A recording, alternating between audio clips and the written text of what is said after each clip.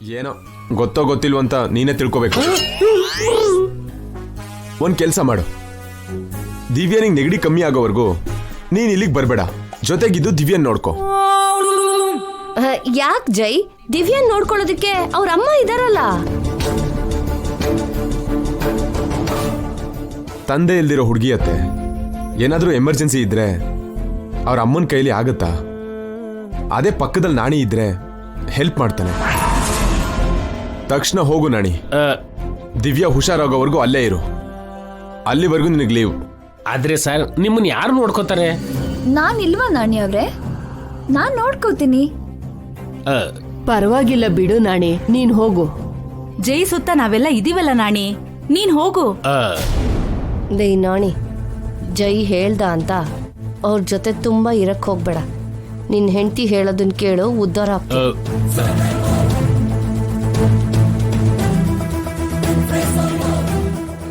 ನಾಣಿಗೆ ನೀನು ಅಂದ್ರೆ ಪ್ರಾಣ ಜೈ. ನಿನ್ಗೇನಾದ್ರೂ ಆದ್ರೆ ಅವ್ನ್ ಸಹಿಸ್ಕೊಳಲ್ಲ.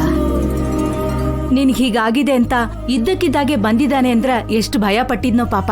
ಹೌದು ಚಿಕ್ಕಮ್ಮ, ನಮ್ಮವ್ರು ಅನ್ಕೊಳ್ಳೋರು ಲೈಫಲ್ಲಿ ಕೆಲವ್ರು ಇರ್ತಾರೆ. ಅಜ್ಜಿ ಹೇಳ್ದ ಹಾಗೆ ದೇವ್ರು ಕೆಲವ್ರನ್ನ ಕೊಡ್ತಾನೆ, ಇನ್ ಕೆಲವ್ರನ್ನ ನಾವು ಚೂಸ್ ಮಾಡ್ಕೋತೀವಿ.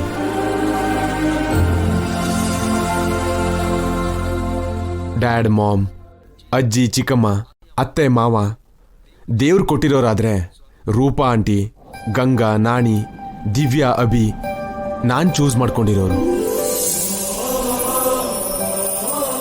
They never disappointed me, always close to me.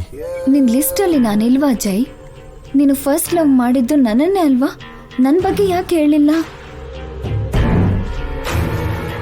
ನಿತ್ಯ, ಇವಾಗ ನೀನೇನಾದ್ರೂ ಅನ್ಕೊಂಡ್ಯಾ? ಇಲ್ಲ ಜೈ, ಯಾವ್ದ್ರ ಬಗ್ಗೆ? ಅದೇ ಎಲ್ರ ಬಗ್ಗೆನೂ ಹೇಳಿ ನಿನ್ ಬಗ್ಗೆ ಹೇಳಿಲ್ವಲ್ಲ ಅಂತ. ನೋ ಜೈ, ನನ್ ಮೇಲೆ ನಿನಗೆ ಎಂತ ಒಪಿನಿಯನ್ ಇದೆಯೋ ನನಗ್ ಗೊತ್ತು.